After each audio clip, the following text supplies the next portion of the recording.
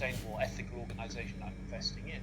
So there's a whole broad piece around sustainability and ethics, which I think is something that we're going to have to be very, very, very, very mindful of, and make sure we're taking positive actions to address. And then the third area for me would be it's the challenge that comes with a function that gets a greater profile.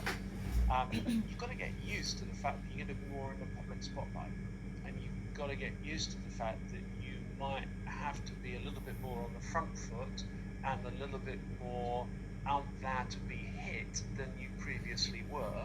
And then that brings with it a broader set of skills to be able to handle those situations. But funnily enough, those skills, I think, are very good skills in terms of giving people that broader skill set to take on bigger, broader jobs, general management roles. So I would pick up those three areas: technology, sustainability, and having those right broader skills to be able to operate at a higher level.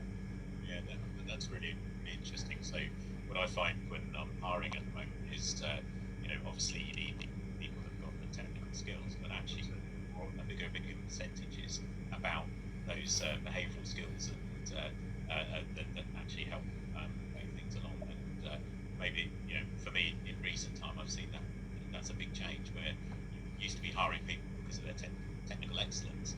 Now you're hiring people because of their behavioural skills. And look, Chris, my view has always been technical excellence gets you so far. But if what you're asking for is more than just so far, then technical excellence isn't going to be good enough. Not on its own. Yeah.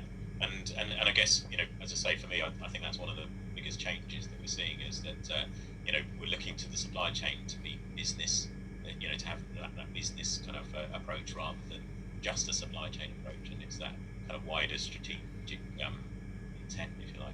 It is. Now, this brings with it some other challenges, and this is one of the things that people never like hearing me say. But some of these skills are not easily learned in a procurement and supply role. Yeah. I would often say to the best people in procurement and supply, get out of the function, go and be successful somewhere else, and then come back. Now, some people find that very uncomfortable. Because they say, "Oh my God, I've got to move out of my. I'm a procurement expert. I really feel I'm good at buying things, or I'm good at managing supply chains, or I'm good at supply chain planning." And that probably means that you always will be very good at that role. But if what you're looking to is to be able to have the right skills to move to that next level, then you might have to go and move into an area which you don't feel comfortable in order to get those skills. And they typically, as you so rightly say, they are those broader skills, communication skills, change management skills, interpersonal skills, which you need to get in order to be able to lead a function. And actually, you need those, I think, in leaders of procurement supply functions too. Yeah, good point. So, just a quick thank you for everyone who's filed questions so far, but feel free to carry on filing them, and we've got some time at the end to ask some of those to Malcolm as well. So, but moving on to my next question then. Where do you think automation will take the profession over the next 2 years? So I think automation is really going to have 2 or 3 key impacts on businesses. So I think the first thing that it will do is it undoubtedly will drive efficiency. And it will drive efficiency because those very routine activities which could be automated and actually are much quicker done automated will be automated. So I think that's the first thing. The second point is that I think automation will result in us getting better information. Better, more accurate information, though of course you have to put accurate information in first, but better, more accurate information which then allows you to take better decisions. So those are 2 really quite different benefits. So one is all about being more efficient, and the other is about getting better information, which allows you to take better decisions. Now, I think beyond that, there's quite a lot more that can come, but I kind of think you need to have both of those two first. You need to have that better information, and you need to have that efficiency into your organization. Because if you've got those two bits right, it's difficult to get to the higher level. Now, I think there are then some really interesting tools that can come in terms of diagnostics, in terms of modeling, in terms of doing what-if scenario planning. There are tools that you can use to help with forecasting. But again, all of that relies, I believe, on having the other bits in place first, Chris. So, I would be a big advocate of saying, don't. It's kind of like, don't try and put. It's probably not a really good analogy, this, but don't try and put a top of the range BMW engine in your Ford Anglia, because it still might not go very fast.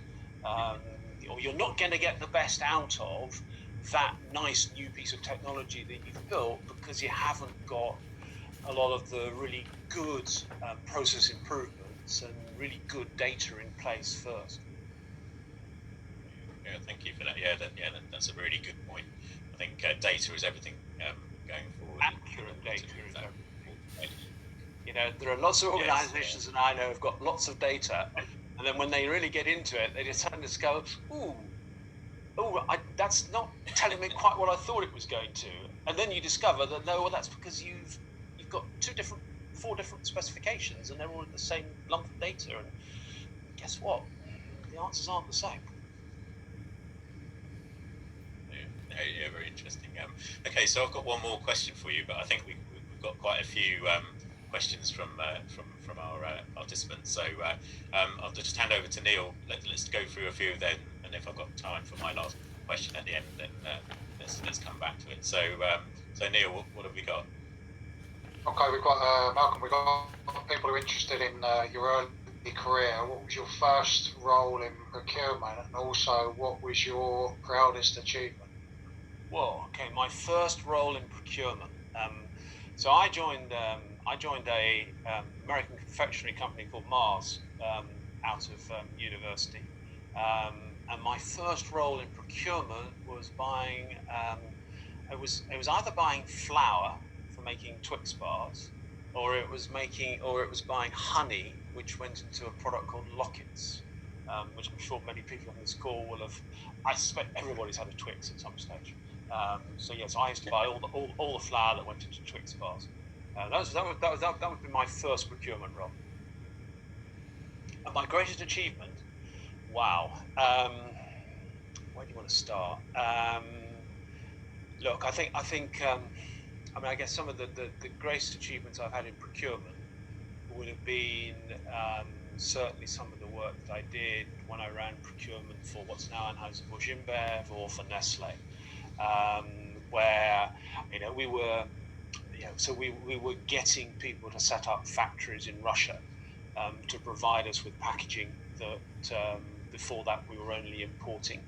I can remember doing that. I can remember outsourcing significant parts of the business because we just felt that we didn't have the expertise, and at that moment in time there are other things that we could spend our capital on, which would be a better short-term use of our capital.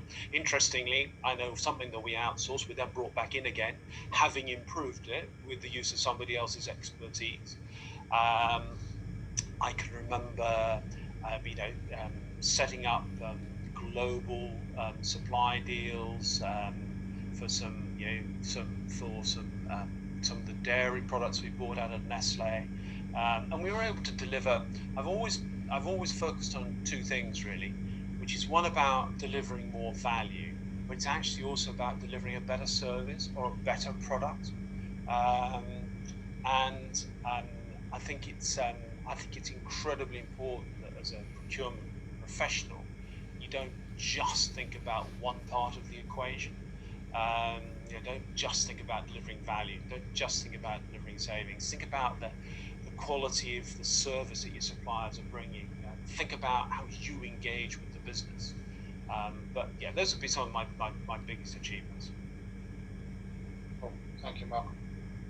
we've got one here from Stu Busfield. It's close to a few of our hearts. I can see 3 or 4 people on the call who have helped us in delivering SIPs to school leavers. The question is, how do we get school leavers, not graduates, but school leavers, considering supply chain as a credible career option?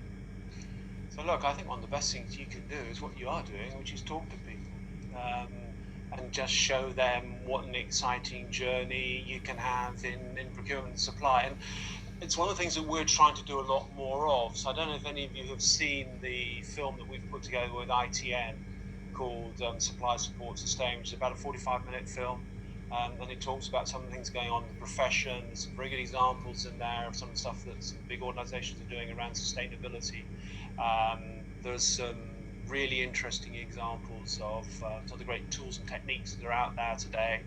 And I think just giving people a sense of how broad this profession is and just what you can do in it. We ran a campaign for, I was at CIPS probably 3 or 4 years ago called I Buy. And it talked about real life examples of some of the things that people bought. And actually even buying some of the most mundane things can be incredibly exciting. So I think it is about talking to people, but it's about making it real. It's saying, do you know what? Buying oranges can be really interesting, or buying coconut can be really interesting, or buying metal components for manufacturing engines can be really interesting. I think one of them was buying eggs to make cakes. On a large scale, that's actually really interesting because you don't buy eggs, you buy frozen eggs, or you buy egg products. I think just about everything you buy, there's an interesting story there, and I think it's about people understanding that this is a really interesting, exciting profession, and the best way to do that is to illustrate it. Thank you, Mark. And a related one to that, in terms of once we've got the people, we've got a question in from a student who's just finished a level 2 qualification, interested about or committed to get full MSIPs by 2025, which is a good target. Interested if there's any anticipated changes coming up in the syllabus that they should be aware of. The SIPS syllabus. So this one is always a good question to ask, because on one hand we don't want to change the syllabus too often, because we want to make sure that people know when they start off in the qualification process, they know what's coming ahead of them and they don't get too many surprises. And at the same time, we do need to change the syllabus to make sure that it continues to be contemporary and continues to be up to date with the demands that there are on the profession. We typically refresh the syllabus about every 3 years. We went through a refresh, was in 2018, 19. Nothing's going to change this year or next.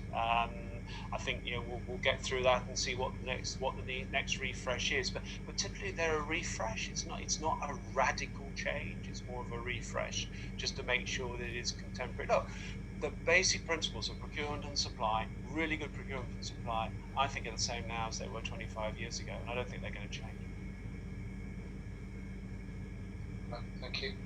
Malcolm, we've got a few questions around preparation, business preparation for supply chains and Brexit. I'm not sure whether it's preparation, it's a bit too late for that, but have you got any advice for us in terms of, have you got any advice in terms of how to insulate ourselves maybe from the impacts of Brexit, although we don't all know what those are going to be? Right? We don't all know what the impact is going to be. What we do know is this, that we have had a frictionless border because inside the EU, that we've all become very accustomed to working with. And that is going to change, simply because we will no longer be in the EU, whether that's with or without a deal. And I go back to my early days of procurement, where I was bringing in products from outside of the UK. Even within the EU. And you go back to the early 80s, and it definitely wasn't a frictionless border. And you did make sure that you had multiple suppliers. You did make sure that you didn't have all of your suppliers from outside of the UK if you possibly could. In the event where you had to get things from outside of the UK, I used to sit on an awful lot of stock, an awful lot more stock than I sort of would have been carrying in roles I was doing 2, 3, 4, 5 years ago. So it is about building resilient supply chains. But I cannot believe that certainly in the initial days, even if we get a great deal, I still believe that there will be challenges because you've put a border in place, and a border that will create some friction where there wasn't friction to begin with. And I think you have to be prepared for that. So if you're in a situation where all of your supply base is outside of the UK, and look, this does apply far, far more to goods than it does to services. Yeah, I think that's the other important point to realise. People seem to talk about everything, and then goods and services. Yeah, well, services typically flow much more easily than goods do, and it's goods where the challenges are going to be. But if you're in a situation where all of your supply base is outside of the UK, one, you shouldn't be really. You should be trying to have some supply base inside the UK. But if you are in that situation, then if I'm you, I'd be carrying a bit more stock, because I think there will be disruptions. How long they'll be for, and how long they'll be, I don't think anybody knows yet. But I don't think anybody will sit here and expect and say there will be zero disruption on day one. Another related question, I think we've got time, Chris, to fit another couple of questions in. It's following after COVID-19 and Brexit, we've recovered from that. Do you envisage more companies will be looking towards more UK-based supply chains? Well, I think Brexit depends upon what actually happens in terms of the deal and deals, and we don't know that yet. What's going to happen to currency? That's the other question that nobody's really addressing at the moment. Now, you typically would say that the markets price in what they think is going to happen, therefore we wouldn't expect more of a change, but that might not be true. If you're importing and sterling gets weaker, then importing starts looking more and more expensive relative to producing at home. The other thing is this: if sterling gets weaker, then UK will become more attractive as an export market, and as a producer, and therefore people might be more inclined to invest in the UK, because one of the things that people have said to me is it's all very well saying go and source it locally, but there aren't any local suppliers at the moment, or not of that particular item. So I do think we will see more local investment. But a lot of that is going to depend upon what the nature of the deal is, what happens to currency, and what happens to demand as well. And demand is not just about local demand, it's about export demand too, which is why I think some of those export-oriented trade deals are incredibly important as well. And we just haven't yet seen what those are going to be and what the impact of them will be. Thank you, Malcolm, for answering those questions. Chris, do you want to, conscious of time here, would you like to Okay, so your last question? Yeah, thanks, Neil. So the last question then, Malcolm, is what advice would you give to the participants on this webinar about the future of supply chain? Okay, so I think this is an incredibly exciting career. I guess I've always thought that. I've probably only spent about half of my career in procurement and supply, but it's funny, I kept leaving it and I kept coming back to it. I think I've come back into procurement and supply about 4 or 5 times in my career. Why? Because it is a really, really broad, exciting, interesting career. And in the organisations that do it really well, it absolutely is a core function. It's not this debate about are you at the table or are you not at the table. The answer is those organisations see procurement and supply as being core to what they do. So I do think it's a very exciting career. What would I say to anybody wanting to progress in that career? I would say, one, make sure you get some good basic skills, techniques, qualifications. I do think that's important. It's necessary, but it's not sufficient. So you need it to get started.